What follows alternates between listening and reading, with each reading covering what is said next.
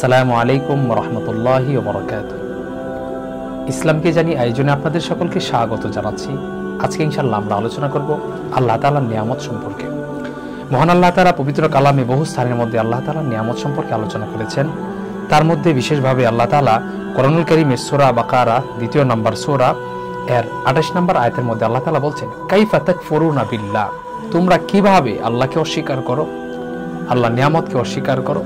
ওয়াকুনতুম আমওয়াতা, অথচ তুমি ছিলে মৃত, তোমরা ছিলে মৃত। ফাহিয়াকুম, অতঃপর আমি তোমাদেরকে জীবিত করেছি।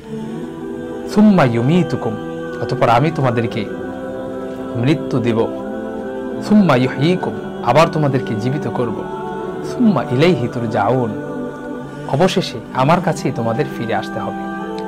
আল্লাহ তাআলা পবিত্র কালামের মধ্যে অন্যতম আরেকটি সূরার মধ্যে পুরাটি সূরা জুড়ে বিস্তারিত আল্লাহ তাআলা নিয়ামত সম্পর্কে আলোচনা করেছেন, যা সূরা আমরা কোরআনের সুর নামে, কোরআনের সঙ্গীত নামে আমরা চিনি। যে সূরাটি আল্লাহ তাআলা নিজে পাঠ করে আমাদেরকে শোনাবেন, সেই সূরার মধ্যে বিস্তারিতভাবে আল্লাহ তাআলা নিয়ামত সম্পর্কে আলোচনা করেছেন।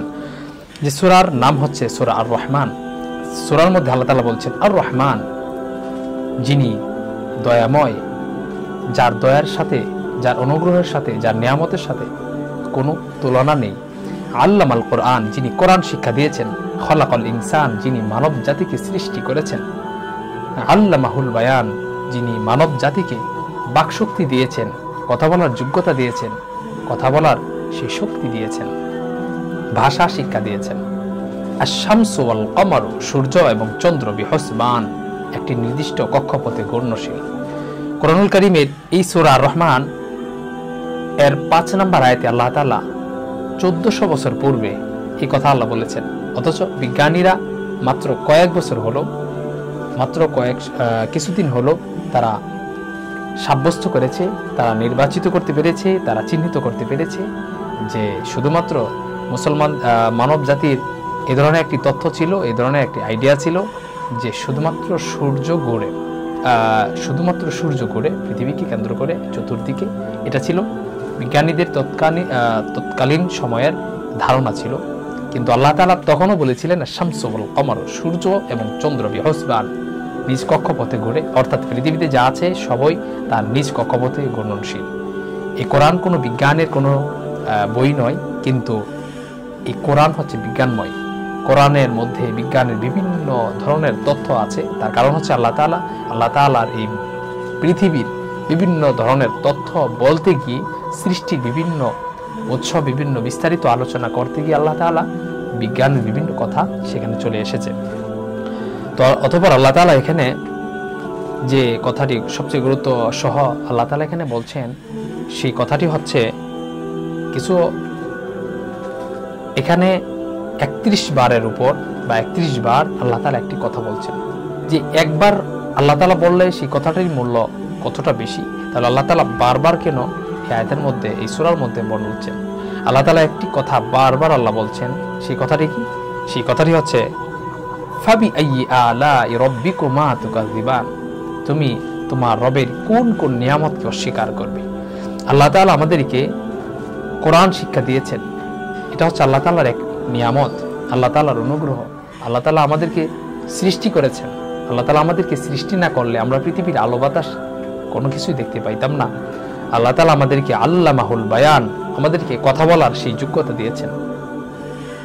উদ্ভিদ, গাছপালা আরো যা আছে, হয়তো তাদের নিজস্ব ভাষা রয়েছে, কিন্তু আমরা তাদের ভাষা বুঝতে পারি না। তো এই পৃথিবীতে এমন অনেক মানুষ আছে যারা কথা বলার সেই যোগ্যতা তাদের নেই, যারা সে বাকশক্তি নেই, কথা বলতে পারে না, মুখ থাকা সত্ত্বেও কথা বলার সেই সুযোগটি নেই। কিন্তু আল্লাহ তাআলা আমাদেরকে সেই কথা বলার যোগ্যতা আল্লাহ তাআলা আমাদেরকে দিয়েছেন, কথা বুঝতে পারার সেই শক্তি আমাদেরকে দিয়েছেন। এজন্য আল্লাহ তাআলার কত নিয়ামত আমাদেরকে দিয়েছেন, এজন্য আমাদের উচিত আল্লাহ তাআলার শুকর আদায় করা। অতঃপর আল্লাহ তাআলা বলছেন, ওয়ান নাজমু ওয়াশ শাজারু ইয়াসজুদান, আল্লাহ তাআলা এখানে বলছেন, ওয়ান নাজমু ওয়াশ শাজারু ইয়াসজুদান, তারকাসমূহ, তারকারাজি এবং গাছপালা সিজদারত অবস্থায়। তো আল্লাহ তাআলা এই কথা বলে আল্লাহ আমাদেরকে স্মরণ করিয়ে দিয়েছেন যে শাজারু, গাছপালা যেমন একটি একটি নির্দিষ্ট স্থানের মধ্যে থাকে, চাইলে সে নাড়াচাড়া করতে পারে না, স্থান পরিবর্তন করতে পারে না। কিন্তু আল্লাহ তাআলা চাইলে কিন্তু আমাদেরকে সেইভাবেই আল্লাহ তাআলা আমাদেরকে বানাইতে পারতেন। কিন্তু আল্লাহ তাআলা আমাদেরকে কত নিয়ামত দিয়েছেন, যেখানে ইচ্ছা আমরা সেখানে যেতে পারি। আল্লাহ তাআলা আমাদেরকে সেই স্থান পরিবর্তন করার মতন সেই সুযোগ আল্লাহ আমাদেরকে দিয়েছেন।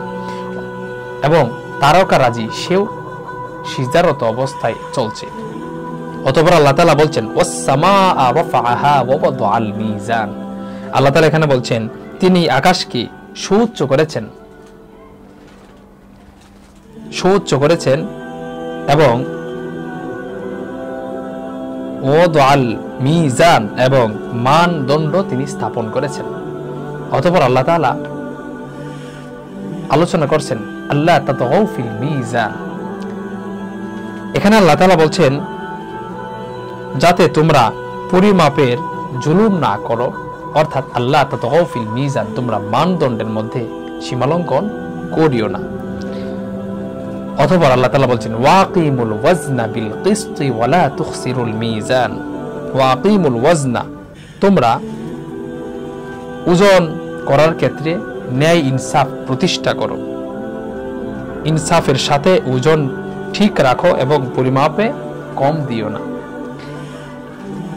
তো আল্লাহ তাআলা এই আয়াতের মধ্যে আমরা বিস্তারিত যাচ্ছি না, শুধু এটি আমরা বলি যে আল্লাহ তাআলা আমাদেরকে কতগুলো নিয়ামত দিয়েছেন। আল্লাহ তাআলা আমাদেরকে শুধু স্মরণ করিয়ে দিচ্ছেন এবং আমরা যেন কারোর উপর জুলুম না করি, আল্লাহ তাআলা স্মরণ করে দিচ্ছেন।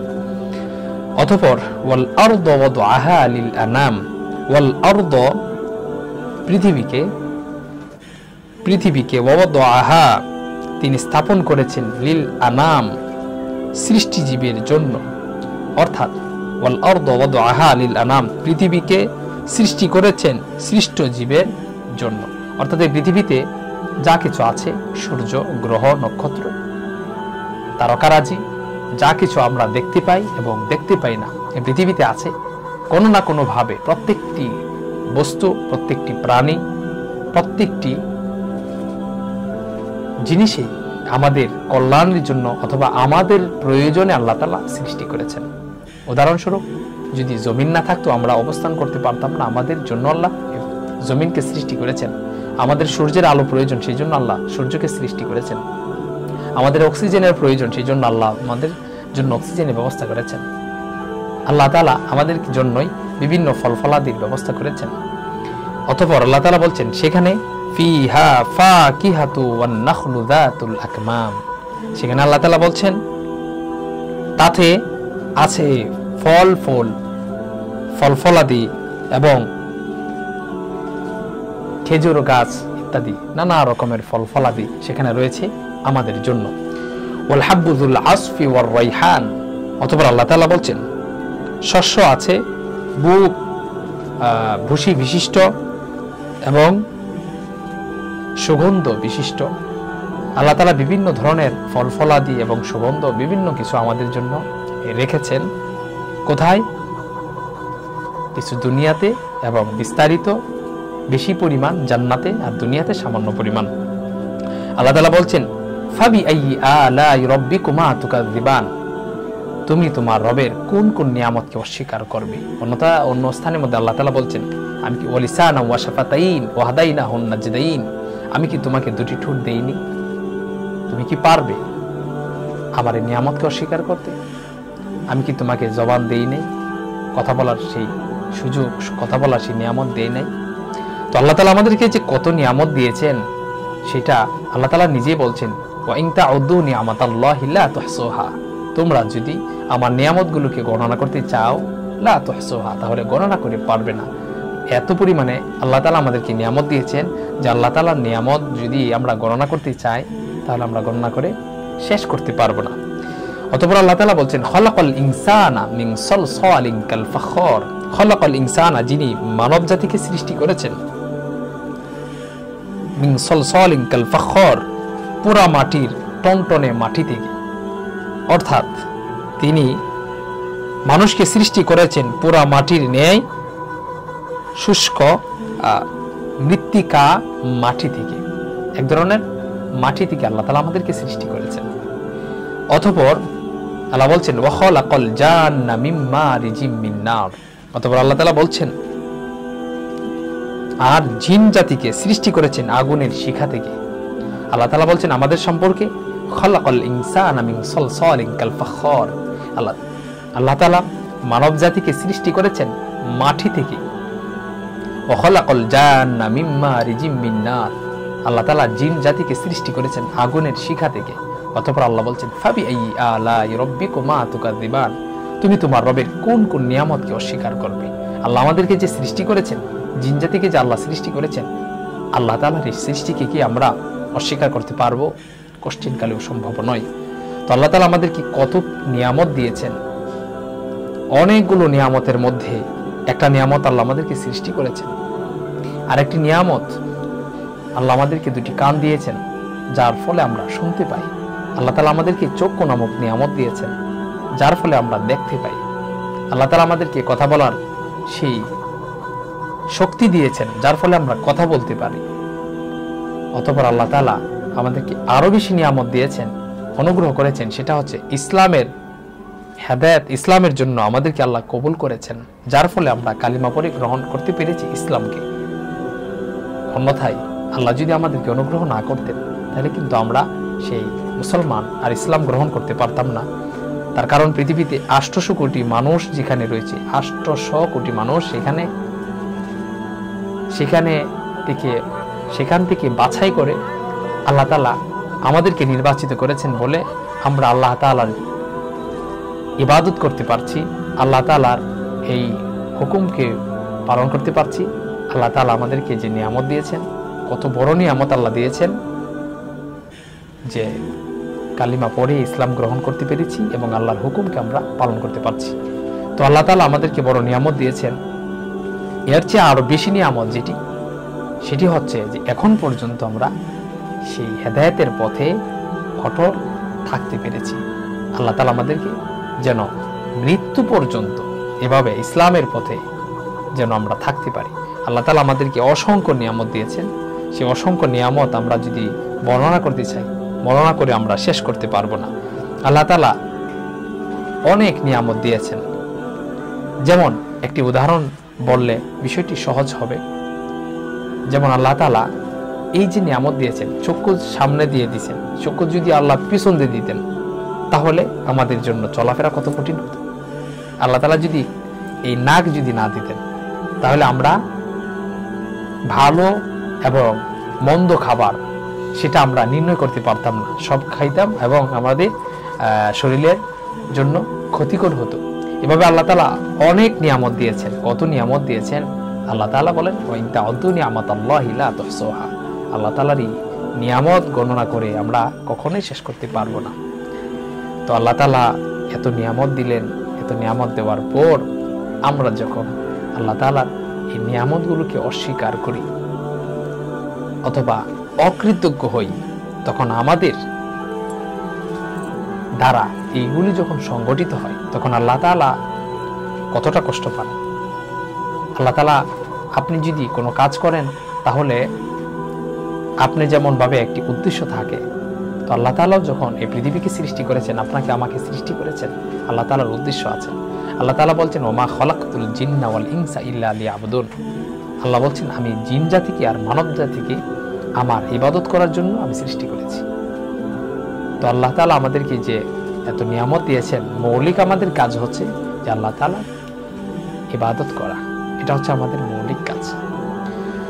অতঃপর আল্লাহ তাআলা আরেক জায়গার মধ্যে বলেন ইয়া আইয়ুহাল ইনসান, হে মানব জাতি, মা গররাকা বিরব্বিকাল কারীম, তুমি তোমার রবকে, তুমি তোমার প্রভুকে কিভাবে অস্বীকার করো। ইয়া আইয়ুহাল ইনসান, হে মানব জাতি, মা গররাকা বিরব্বিকাল কারীম, তুমি তোমার কিসের মোহনায় পড়ে তুমি তোমার সম্মানিত রবকে, তোমার সম্মানিত প্রভুকে তুমি ভুলে গেলা, অথবা তুমি তোমার সম্মানিত প্রভুর থেকে তুমি গাফেল হয়ে গেলা। কিসের মোহে পড়ে? এই দুনিয়ার সামান্য তুচ্ছ একটা জিনিসের মোহে পড়ে আমরা আমাদের সেই প্রভু থেকে আমরা বিমুখ হয়ে গেলাম। আল্লাহ তাআলা আমাদেরকে আল্লাহ তাআলার নিয়ামতের শুকর আদায় করার তৌফিক দান করুন, আমিন। আমরা আমাদের জীবনের চলার পথে যত কাজ করি সমস্ত কাজ যেন আল্লাহ তাআলার সন্তুষ্টি অর্জনের জন্য যেন করতে পারি, আল্লাহ তাআলার নিয়ামতের শুকর যেন আদায় করতে পারি। আল্লাহ তাআলা আমাদেরকে সেই তৌফিক দান করুন। আল্লাহ তাআলা বলছেন আমিন। আল্লাহ তাআলা বলছেন কুল ইন্না সলাতি ওয়া নুসুকি ওয়া মাহইয়ায়া ওয়া মামাতি লিল্লাহি রাব্বিল আলামিন। আল্লাহ বলছেন কুল, হে নবী আপনি বলুন, ইন্না সলাতি নিশ্চয়ই আমার নামাজ, ওয়া নুসুকি আমার কুরবানি মানে আমার ত্যাগ, ওয়া মাহইয়ায়া আমার জীবন, ওয়া মামাতি আমার মৃত্যু, লিল্লাহি রাব্বিল আলামিন একমাত্র আল্লাহ তাআলার রাজি আর খুশির জন্য যেন হয়। এজন্য আমরা আমাদের জীবনের চলার পথে সমস্ত কাজ যেন আল্লাহ তাআলার সন্তুষ্টি অর্জনের জন্য করতে পারি। আল্লাহ তাআলা সেই তৌফিক আমাদের সকলকে দান করুন, আমিন।